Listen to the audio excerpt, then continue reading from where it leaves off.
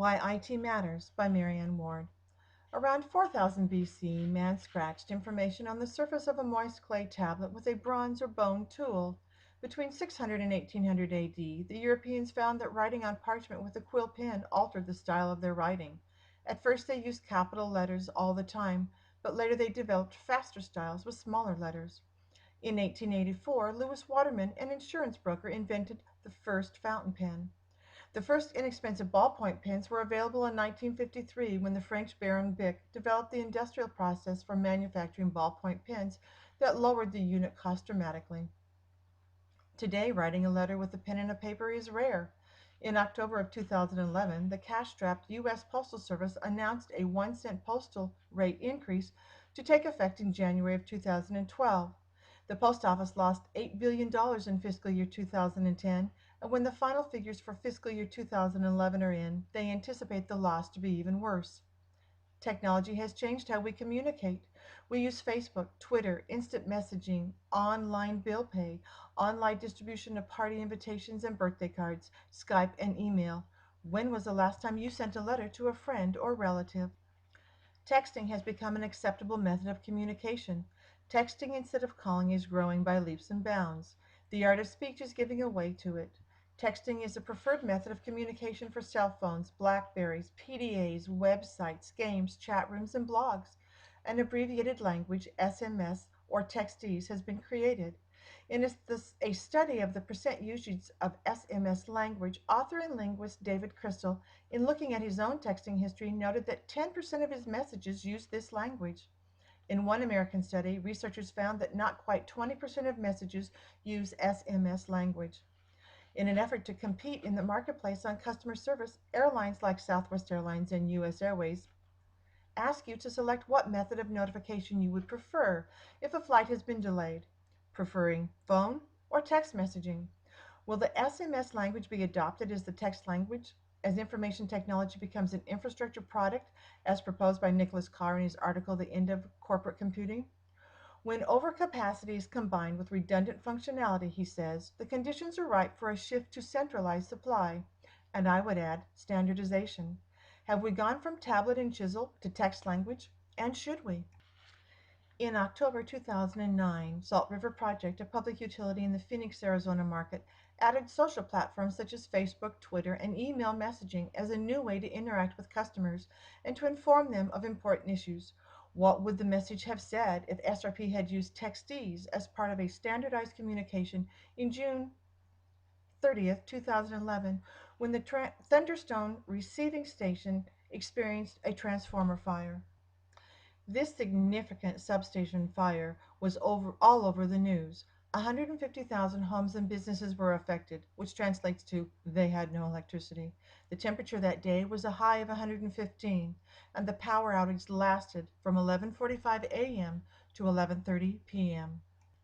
Contrary to Carr's contention that IT does not matter, there needs to be a balance between information technology as an infrastructure utility and how it can also create substantial and sustainable competitive advantage. Some IT functions could be considered an infrastructure utility. Economy of scale is feasible, where large IT companies maintain core computing resources such as data processing, data stores, and data transport in central plants and distribute them to the users as suggested by Nicholas Carr. The U.S. Department of Homeland Security has identified 17 critical infrastructure sectors where a federal sector-specific agency is in charge of leading the protection and resilience building programs and activities for that infrastructure. Critical infrastructures are the assets, systems, and networks, whether physical or virtual, that are so vital to the United States that their incapacitation or destruction would have a debilitating effect on security, national economic security, public health or safety, economic vitality, or any combination thereof.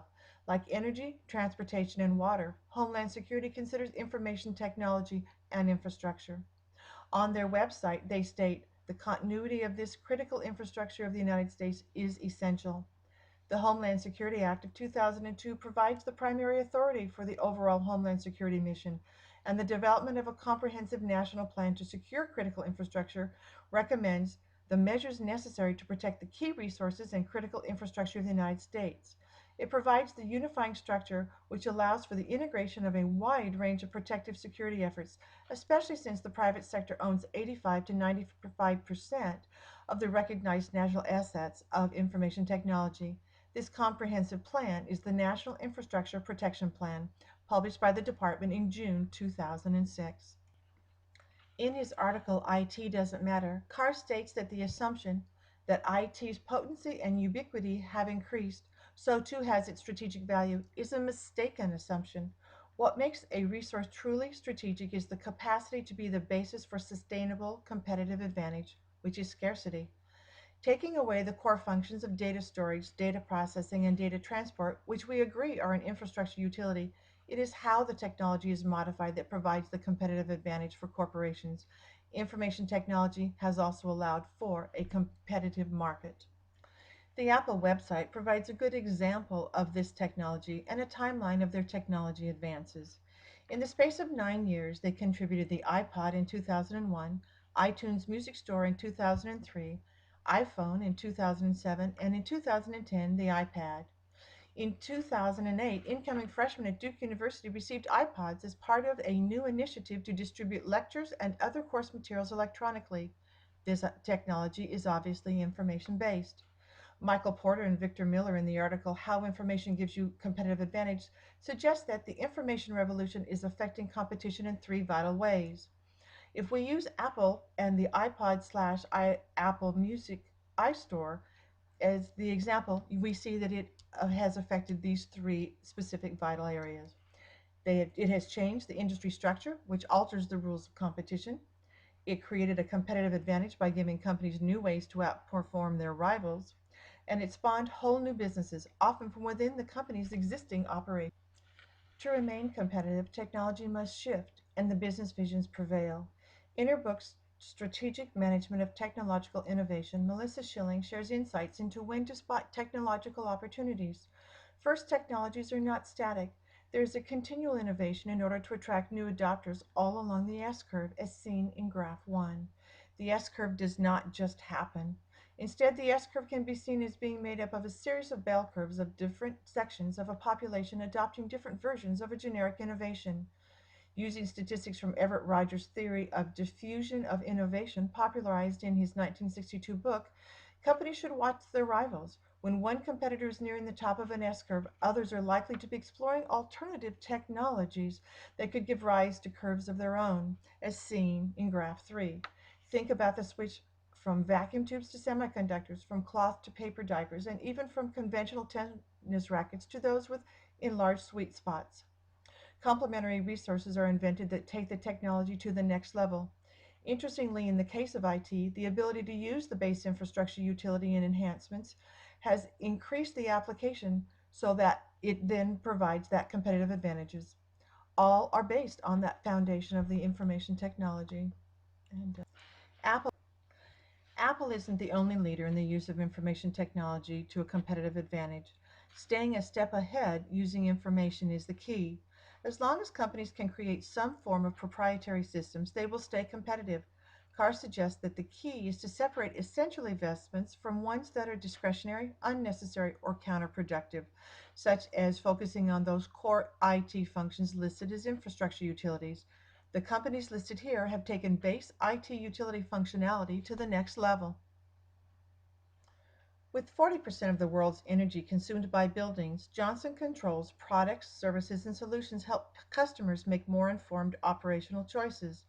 Johnson Controls delivers products, services, and solutions that increase energy efficiency and lower operating costs in buildings for more than 1 million customers. Operating from 500 branch offices in more than 150 countries, they are a leading provider of equipment, controls, and services for heating, ventilation, air conditioning, refrigeration, and security systems. You may find that you have a Johnson Control thermostat in your own home. Their solutions have reduced carbon dioxide emissions by 15 million metric tons and generated savings of 7.5 billion since 2000, all with the use of data. Some 80 years ago, a world-class team of engineers and architects came together to design and build the Empire State Building, creating the tallest building in the world. Today, another world-class team of building and sustainable experts has come together to make this awe-inspiring New York landmark one of the most efficient commercial buildings in the United States. The iconic building is being retrofitted to become 38% more energy efficient. The innovative approach to deep energy retrofits is projected to save $4.4 million in annual energy costs with a 3.1-year payback on incremental costs. How was this analysis performed, resulting in the defined savings in the payback? By algorithms designed and created through the Johnson Controls Group. Most products have both a physical and an informational component. New technology makes it feasible to supply far more information along with the physical product. The expanding trend of the information component in products or processes underscores the strategic value of information technology. So back to my analogy of Texties. While IT is a combination of core utility and competitive advantages, some aspects of the industry, such as an approved and universally adopted core language for texting, should not be adopted. Dear friend, as soon as you get time, meet me for coffee at Starbucks. Ciao for now. Thank you.